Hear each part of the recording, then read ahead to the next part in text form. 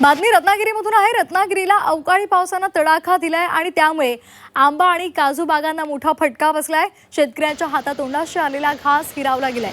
अचानक आलेल्या या पावसामुळे नागरिकांची तारांबळ उडाली आहे। अनेक ठिकाणी पाणी साचल्याच्या घटना सुद्धा घडलेल्या आहेत। तर राज्याच्या काही भागात अवकाळी पावसाची शक्यता सुद्धा वर्तवलेली आहे।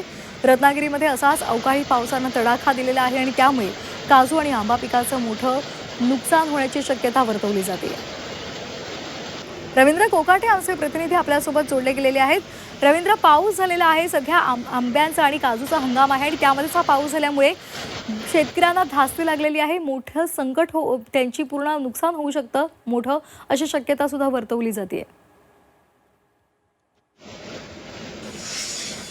राज्यात एकीकडे तापमानाचा पारा वाढत असतानाच जिल्ह्यामध्ये आज पहाटे जोरदार पावसाने हजेरी लावलेली आहे। आपण बघितलं तर जिल्ह्यातल्या काही भागांमध्ये पावसाच्या सरी आहेत त्या जोरदार बरसल्याने आंबा तसेच काजू बागायतदारांचं अतोनात नुकसान झालेलं आहे। अचानक पडलेल्या पावसामुळे नागरिकांची सुद्धा धांदळ उडलेली आहे।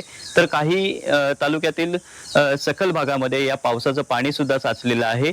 या पडलेल्या पावसामुळे आंबा तसंच काजू बागायतदारांचं प्रचंड नुकसान झालेलं आहे। हातातोंडाशी आलेला जो घास आहे तो या बागायतदारांचा हिरावलेला आहे। आधीच आंबा उत्पादन हे 20% यावर्षी आलेलं आहे आणि त्यात पडलेल्या पावसामुळे अजून सुद्धा या आंबा बागायतदारांचं नुकसान झालेलं आहे। त्याचप्रमाणे काही ठिकाणी जी नगदी पिकं घेतली जातात त्याचं सुद्धा अतोनात नुकसान झालेलं आहे।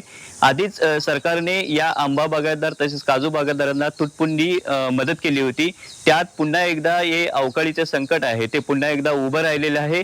आधीच गर्मीने हैराण झालेल्या नागरिकांना या पावसामुळे नक्कीच गारवा दिलासा मिळाला असला तरी या बागायतदारांचं तोंडचं जे आलेलं हातातोंडाशी आलेलं पीक आहे ते या पावसाने हिरावून नेलेलं आपल्याला पाहायला मिळतंय। आणि त्यात आज अक्षय तृतीया आणि अक्षय तृतीयेच्या पहाटेलाच या पावसाने जोरदार सुरुवात केली।